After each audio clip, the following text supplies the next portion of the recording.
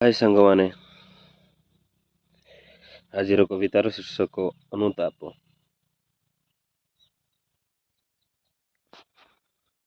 ଆଜି ଯେବେ ସକାଳୁ ଦେଖେ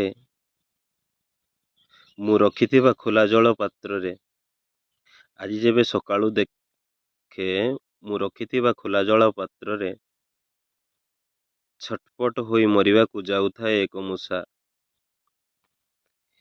ଏବଂ ଅନ୍ୟ ଏକ ମୂଷା ପ୍ରାୟତଃ ମରିସାରିଥାଏ।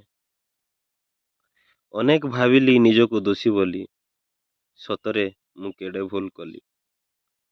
ଅନେକ ଭାବିଲି ନିଜକୁ ଦୋଷୀ ବୋଲି, ସତରେ ମୁଁ କେଡ଼େ ଭୁଲ କଲି।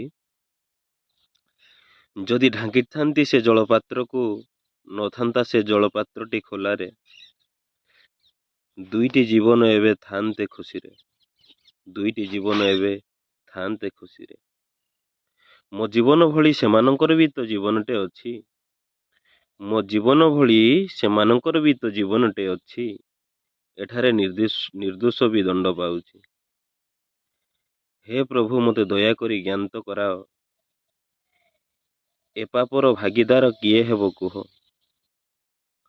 ଯଦି ମୁଁ ଜାଣିଥାନ୍ତି ଏପରି ହେବ ବୋଲି, କେବେ ମୁଁ ସେ ପାତ୍ର ନ ରଖିଥାନ୍ତି ଖୋଲି। ଯଦି ମୁଁ ଜାଣିଥାନ୍ତି ଏପରି ହେବ ବୋଲି, କେବେ ମୁଁ ସେ ପାତ୍ର ନ ରଖନ୍ତି ଖୋଲି। ପୁଣି ମନେ ପଡ଼ିଲା ବିଗତ 2 ଦିନ ତଳ କଥା। ପୁଣି ମନେ ପଡ଼ିଲା ବିଗତ 2 ଦିନ ତଳ କଥା, ଯେତେବେଳେ କହିଥିଲି କ୍ରୋଧରେ ମୂଷା ବିରୁଦ୍ଧରେ। ପୁଣି ମନେ ପଡ଼ିଗଲା ବିଗତ 2 ଦିନ ତଳ କଥା, ଯେତେବେଳେ କହିଥିଲି କ୍ରୋଧରେ ମୂଷା ବିରୁଦ୍ଧରେ। ମୂଷାଙ୍କୁ ଯଦି ଧରି ମୁଁ ପାରନ୍ତି, ନିଶ୍ଚିତ ସେମାନଙ୍କୁ ମାରି ମୁଁ ଦିଅନ୍ତି। ମୁଁ ରଖିଥାଏ କିଛି ଚାଉଳ ଜରିରେ, ମୁଁ ରଖିଥାଏ କିଛି ଚାଉଳ ଜରିରେ, ସେମାନେ ଖାଆନ୍ତି କାଟି ତାକୁ ବିଳମ୍ବ ରାତ୍ରିରେ। ମୁଁ ରଖିଥାଏ କିଛି ଚାଉଳ ଜରିରେ, ସେମାନେ ଖାଆନ୍ତି କାଟି ତାକୁ ବିଳମ୍ବ ରାତ୍ରିରେ। ମାତ୍ର ଆଜି ରାତି ଚାଉଳ ସରିଯାଇଥିଲା, ଖୋଲା ଥିଲା ଜରି ଆଉ କିଛି ବି ନଥିଲା। ମାତ୍ର ଆଜି ରାତି ଚାଉଳ ସରିଯାଇଥିଲା, ଖୋଲା ଥିଲା ଜରି ଆଉ କିଛି ବି ନଥିଲା।